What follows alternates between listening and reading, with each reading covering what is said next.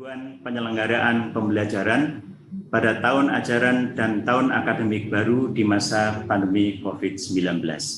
Dalam hal ini kami persilahkan Mas Nadiem Anwar Makarim sebagai Menteri Pendidikan dan Kebudayaan untuk menyampaikannya. Silakan. Terima kasih. Assalamualaikum warahmatullahi wabarakatuh. Terima kasih Pak Sekjen. Terima kasih Bapak Ibu yang sudah hadir di acara press conference ini. Pertama, sebelum saya melakukan paparan, ingin saya utarakan beberapa hal.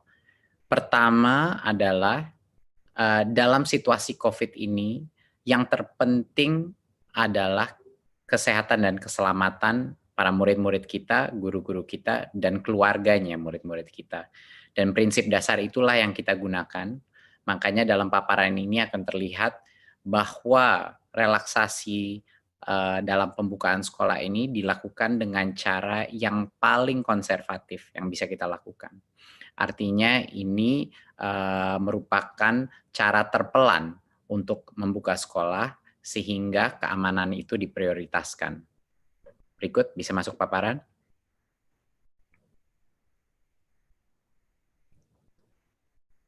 Ya, terima kasih. Berikutnya. Ya, prinsip utama di masa pandemi adalah kesehatan dan keselamatan itu nomor satu.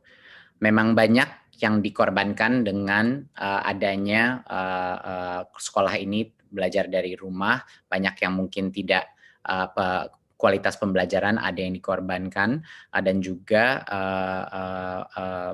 kualitas daripada semua pembelajaran daring pun tidak semuanya sama dan banyak sekali yang mengalami kesulitan. Tetapi di masa pandemi ini, di mana kita masih dalam krisis COVID-19, Kemendikbud mengambil sikap bahwa kesehatan dan keselamatan adalah yang utama. Dan itu akan terlihat dengan strategi kita ke depannya. Berikut. Ya, sekarang kita masuk kepada pendidikan anak usia dini, dasar, dan menengah. Rencana ke depannya. Seperti yang saya telah informasikan sebelumnya, tahun ajaran 2020 dan 2021 itu tidak berubah jadwalnya, tetap saja pada bulan Juli 2020, ya. Tapi jadwal itu tidak berdampak kepada metode apa pembelajaran yang ada, maupun daring ataupun tatap muka. Jadinya kami tidak mengubah kalender pembelajaran.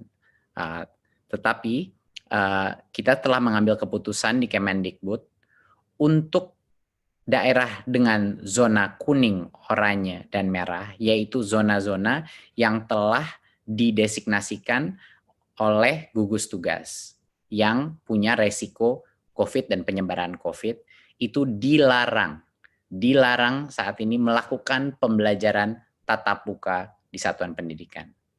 Jadinya untuk zona-zona yang merah, kuning, dan oranye ini merepresentasikan pada saat ini 94% daripada peserta didik, ya, di pendidikan dini, dasar, dan menengah.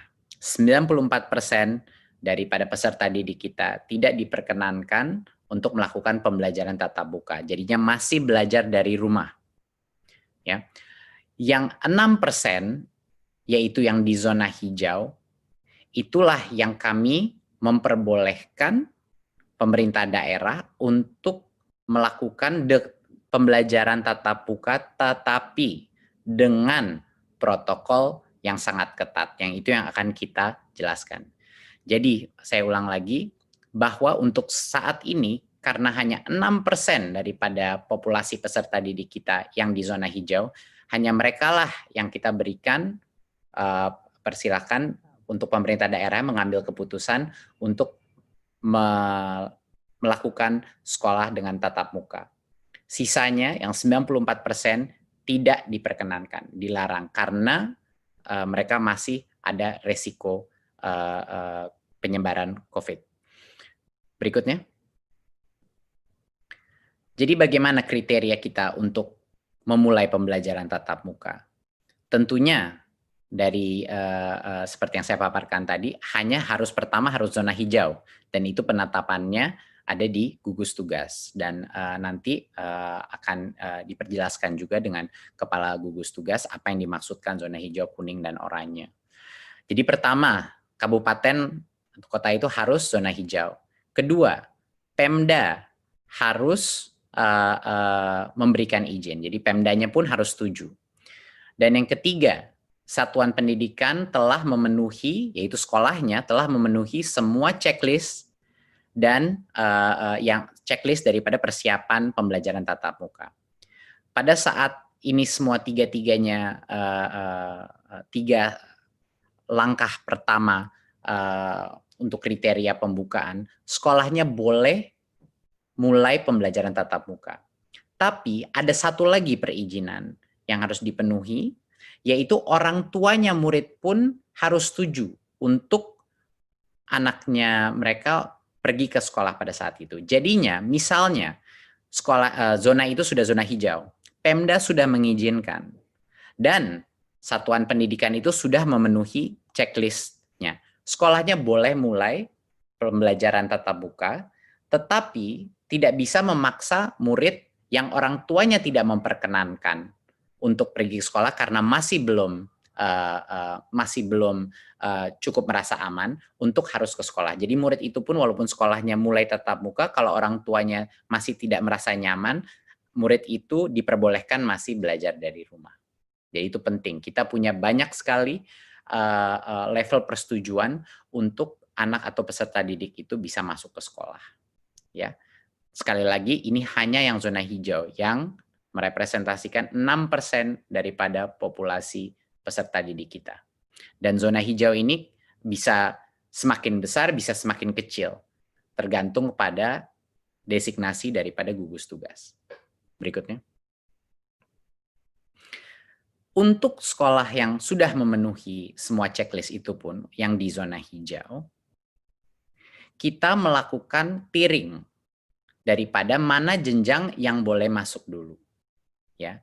Jadinya untuk bulan pertama, pada saat itu checklist sudah terpenuhi, hanya diperkenankan SMA, SMK, dan SMP. Jadi hanya yang level lebih menengah situ. Jadi SD saat ini belum boleh dipersilakan membuka, harus menunggu 2 bulan lagi. Ya, jadinya untuk yang paling awal pun hanya level SMP ke atas yang boleh. Baru setelah 2 bulan, kalau semuanya masih oke dan semua masih hijau, baru boleh SD dan SLB yang mulai dibuka. Ya. Mungkin saya koreksi untuk yang tahap 1 adalah SMA, SMK, MA, MAK, SMTK, SMK, dan lain-lain. Ya. Untuk tahap 2, 2 bulan setelah itu baru boleh SD, ya, MI, dan paket dan SLB. PAUD adalah yang paling terakhir dan baru boleh di bulan ke-5 kalau zona itu masih hijau. Ya, bulan ke-5 barulah PAUD boleh memulai belajar dengan tatap muka. Dan kami telah mendapat berbagai macam masukan dan input dari berbagai macam stakeholder dalam masyarakat, dan menurut kami ini adalah cara yang paling pelan dan bertahap untuk memastikan keamanan murid-murid kami. Karena kenapa yang paling muda atau jenjang paling bawah itu kita terakhirkan, itu karena bagi mereka lebih sulit lagi untuk melakukan social distancing, ya, interaksi, apalagi untuk SD dan untuk PAUD. Makanya bahkan itu tempat zona itu sudah hijau, masih kita berikan rentan waktu 2 bulan antara SMP SMA, baru 2 bulan lagi baru SD, baru 2 bulan lagi baru PAUD. Ya. Berikutnya, nah apa yang terjadi sebentar, bisa balik sebelumnya. Mohon dimengerti bahwa pada saat zona hijau itu, kalau zona hijau itu berubah menjadi zona kuning, itu artinya proses ini diulang lagi dari nol. Jadi tidak diperbolehkan belajar tatap muka. Ya, jadi semuanya harus balik lagi belajar dari rumah. Ya, berikutnya.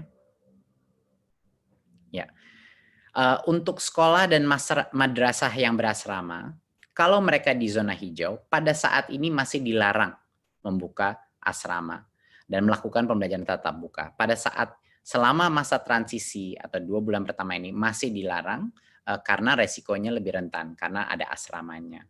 ya.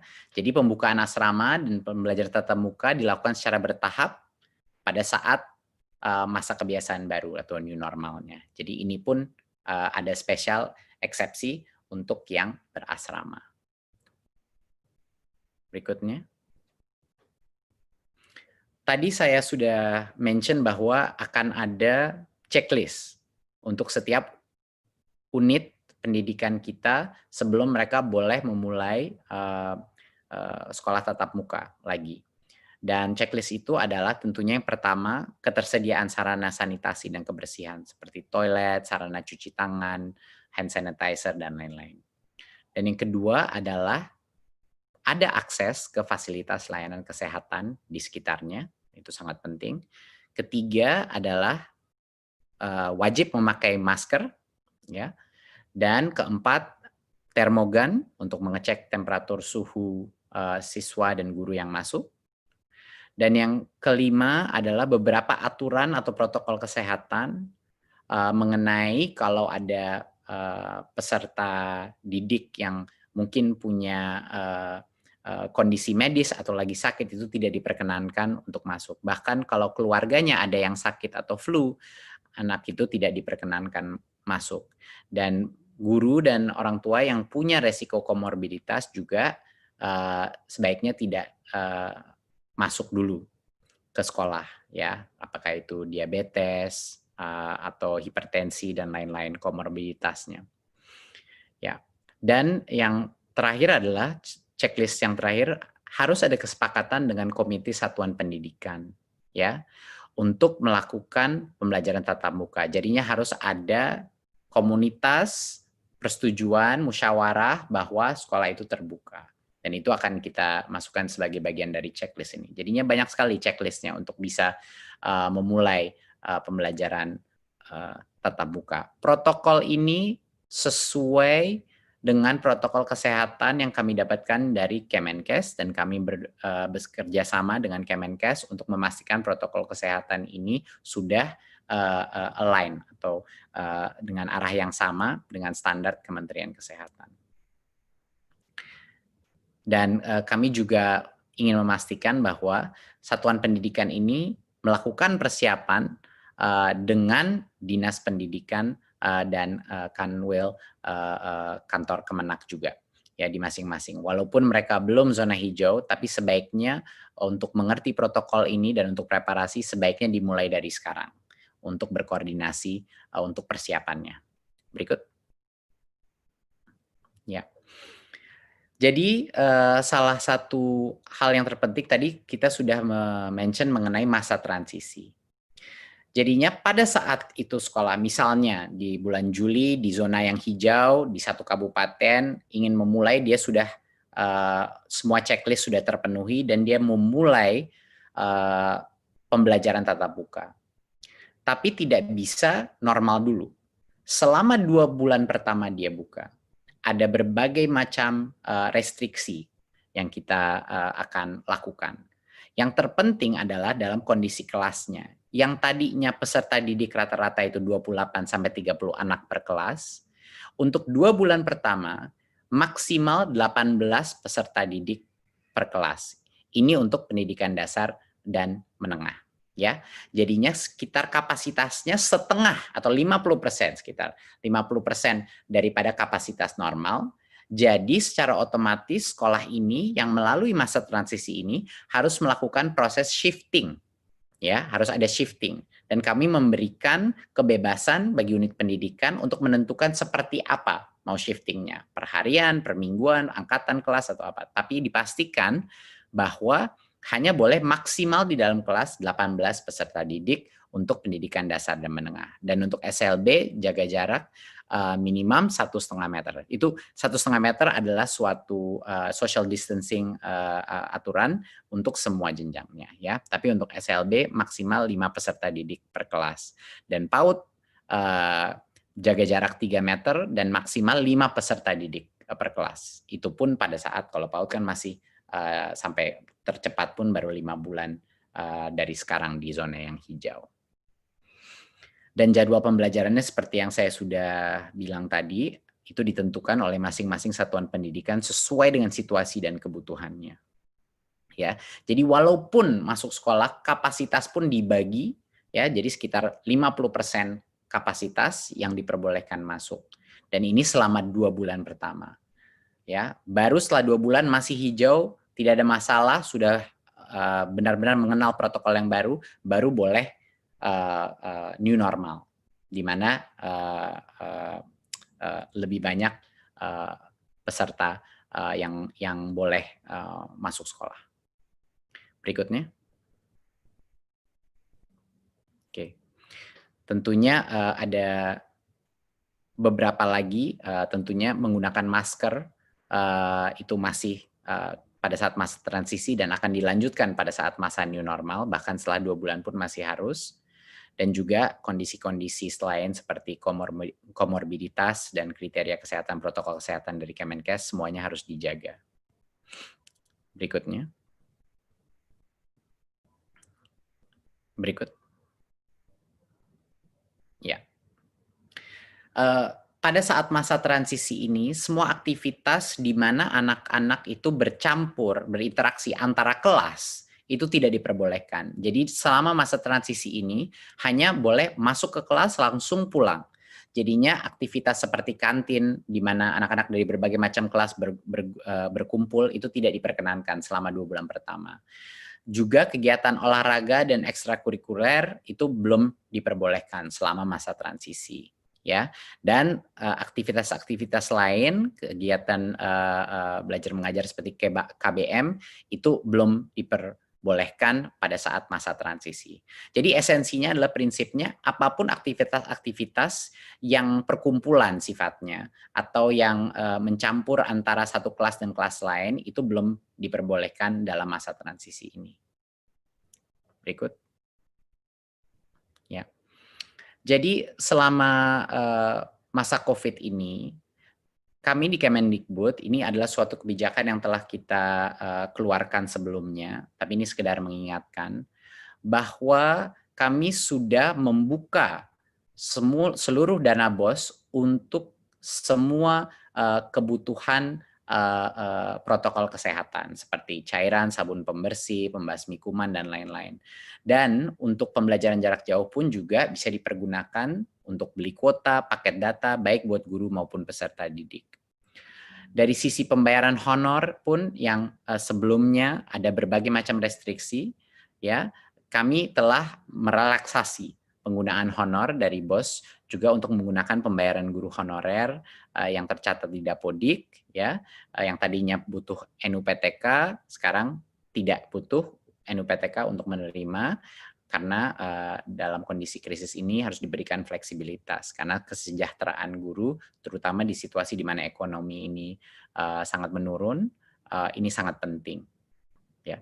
Dan juga yang tadinya ada batas 50% daripada dana BOS bisa digunakan untuk perbayaran honor, ketentuan itu pada saat masa COVID ini kita lepas. Jadinya boleh lebih dari 50% untuk dibayar untuk honor karena situasi ekonomi juga.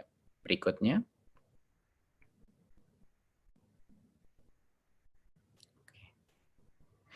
Ya. Ya, BOP PAUD juga sama. Ya, alokasinya bisa digunakan untuk berbagai macam pembelajaran jarak jauh maupun juga untuk protokol kesehatan. Sesama juga yang tadinya honor itu hanya untuk transport pendidik, sekarang untuk pembiayaan honor pendidik bisa digunakan BOP PAUD sehingga lebih fleksibel, tidak hanya digunakan untuk transport, biaya transport pendidik. Dan yang sebelumnya persentase penggunaannya disekat-sekat, untuk masa krisis ini tentu besaran persentase per kategori itu dilonggarkan. Jadi tidak ada lagi diberikan sekat-sekat. Jadi sesuai dengan kebutuhan masing-masing PAUD yang ada. Jadi ini sekedar penekanan dari kami bahwa fleksibilitas penggunaan dana BOS itu bisa digunakan untuk melakukan masa transisi ini ya terhadap new normal. Dan itu sudah kita bebaskan bagi masing-masing kepala sekolah untuk menggunakan diskresinya untuk menjaga protokol kesehatan jika mereka sudah di zona hijau. Berikut.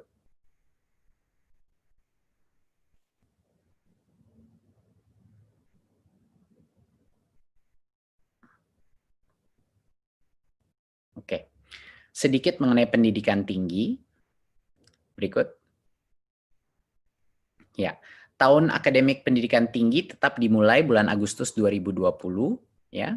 Tetapi pembelajaran di perguruan tinggi di semua zona masih dilakukan secara daring. Jadi masih online. Belum belajar tatap muka, belum masuk. Dan alasannya adalah universitas juga punya potensi mengadopsi belajar jarak jauh lebih mudah daripada pendidikan menengah dan dasar. Jadinya untuk saat ini karena keselamatan adalah yang nomor satu, saat ini semua perguruan tinggi masih melakukan secara online sampai kalau ke depannya mungkin kebijakan yang berubah, tapi untuk saat ini belum berubah. Jadi masih melakukan secara daring, ya. Jadi itu adalah keputusan dari Kemendikbud pada saat ini. Tapi ada yang namanya aktivitas prioritas, ya. Aktivitas prioritas itu adalah aktivitas yang sangat berhubungan dengan kelulusannya mahasiswa yang sulit sekali dilakukan secara daring. Contoh, penelitian di laboratorium untuk skripsi, tesis, dan disertasi. Biasanya ini adalah small group ataupun individu, project-project individu. Dan seperti tugas laboratorium, praktikum, studio, bengkel, dan hal-hal seperti ini yang butuh mesin, butuh peralatan, dan lain-lain.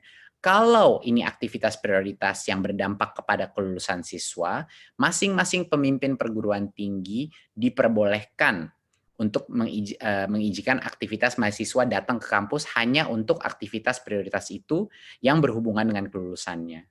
Kenapa kita perbolehkan ini? Karena kita tidak ingin mengorbankan potensi daripada setiap mahasiswa untuk lulus pada saat ini, karena itu akan menciptakan berbagai macam masalah lainnya. Tetapi pembelajaran masih dilakukan secara online. Jadi ya masih tidak diperkenankan untuk melakukan kuliah tatap muka. Tidak diperkenankan berbondong-bondong untuk mahasiswa masuk ke dalam kampus. Cuman buat individual project mereka yang khusus prioritas untuk kelulusannya. Berikut. Ya, saya rasa dari saya sekian. Jadinya untuk menutup dari presentasi ini, saat ini ada sekitar di bawah 90 kabupaten yang berstatus zona hijau. Dan ini merepresentasikan 6% daripada populasi peserta didik kita. Dari yang zona hijau pun ini, yang boleh diperkenankan, kalau Pemdanya setuju, boleh diperkenankan untuk melakukan pembelajaran tatap muka. Kita mulai dengan SMP, level SMP ke atas dulu, baru 2 bulan, baru SD boleh, dan 2 bulan lagi baru PAUD boleh diperkenankan tatap muka. Itu pun dengan protokol masa transisi di mana kapasitas perharinya itu dalam kelas dikurangi secara dramatis, ya. Jadinya pada saat zona hijau itu, kalau zona hijau itu berubah menjadi kuning, berarti ulang lagi dari awal, dibubarkan lagi, dan semua belajar dari rumah lagi. Jadinya ini akan menjadi suatu proses yang dinamis dan terus berubah. Jadi diharapkannya yang hijau masih hijau dan tidak kembali ke kuning, ya. Tetapi kalau dia kembali ke kuning, proses ini harus dimulai dari awal lagi dan tunggu hijau lagi. Jadi ini adalah keputusan dari bukan hanya Kemendikbud, tapi dari berbagai macam kementerian yang ada di sesi ini. Dan menurut kami ini adalah suatu metode relaksasi yang paling konservatif dan paling mengutamakan keselamatan siswa, siswi, guru, dan keluarga peserta didik Indonesia. Terima kasih. Wassalamualaikum warahmatullahi wabarakatuh. Assalamualaikum warahmatullahi wabarakatuh. Terima kasih Mas Menteri atas paparannya yang sangat jelas. Selanjutnya ada 3 pertanyaan untuk Mas Menteri. Beberapa sudah dijelaskan, tapi karena masyarakat memandang ini sangat penting dan mereka sangat hati-hati, ada pertanyaan ini. Yang pertama adalah bagaimana menyikapi kondisi jika di daerah tertentu sekolah sudah diperbolehkan menyelenggarakan pembelajaran tatap muka, namun ada orang tua siswa yang keberatan anaknya masuk sekolah karena takut terpapar corona. Apa kebijakan Kemendikbud dalam hal ini? Silakan, Mas Menteri. Ini pertanyaan yang sangat baik. Jadinya keputusan akhir bahwa peserta didik itu masuk sekolah apa tidak, itu adalah di tangannya orang tua. Jadi, walaupun sekolah itu membuka untuk pembelajaran tatap muka, sekolah itu tidak bisa memaksa orang tua untuk yang tidak nyaman untuk anaknya pergi ke sekolah. Jadinya keputusan terakhir itu masih di orang tua. Ya, untuk sekolahnya membuka, keputusannya ada di kepala sekolah, di Pemda, dan kepala sekolahnya pun harus melakukan musyawarah dengan komite sekolah. Tapi setelah itu boleh sekolahnya melakukan tatap muka. Tetapi masing-masing orang tua masih punya hak untuk menentukan apakah anaknya diperkenankan untuk pergi ke sekolah. Jadinya untuk sekolah yang terbuka pun, kalau orang tua yang tidak nyaman, anak itu diperbolehkan untuk belajar dari rumah.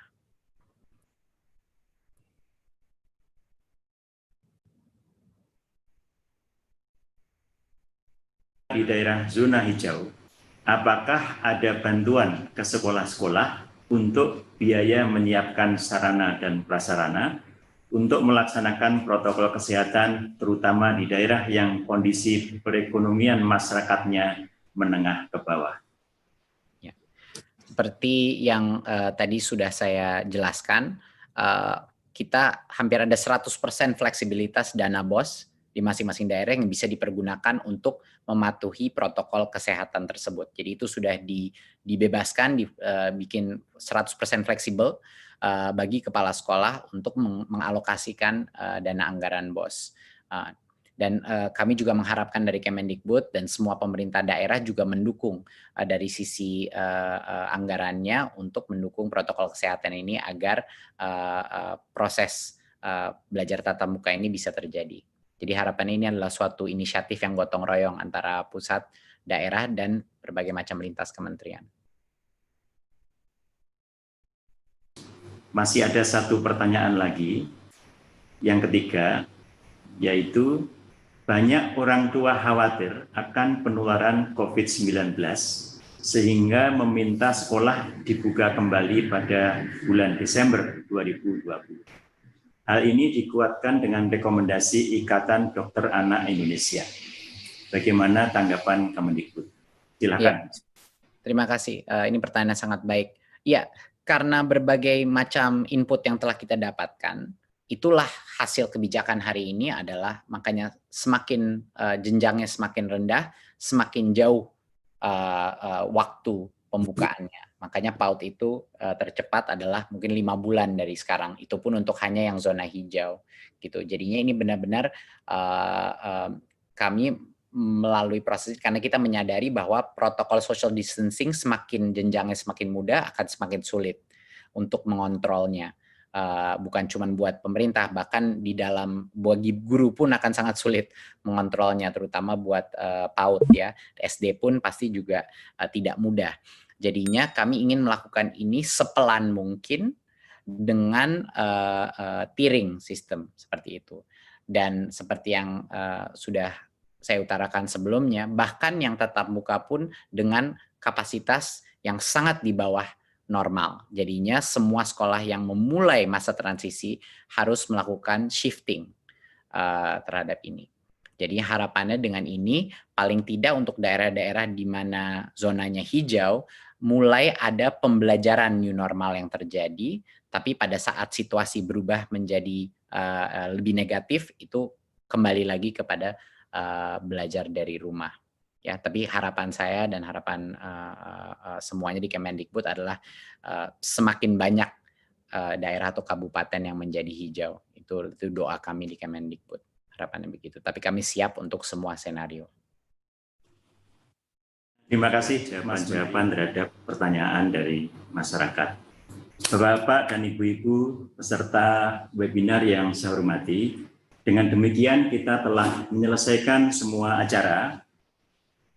Kami menyampaikan terima kasih kepada Bapak-Bapak narasumber, Bapak-Bapak Menteri, Ketua Komisi 10, dan Ketua Gugus Tugas Percepatan Penanganan COVID-19 atas semua arahan mengenai masalah pembelajaran di era kebiasaan baru ini. Semoga kita semua sehat dan segera dapat menyelesaikan masalah COVID-19. Terima kasih. Apabila ada yang kurang dan khilaf dalam membawakan acara ini, saya mohon maaf. Wassalamualaikum warahmatullahi wabarakatuh.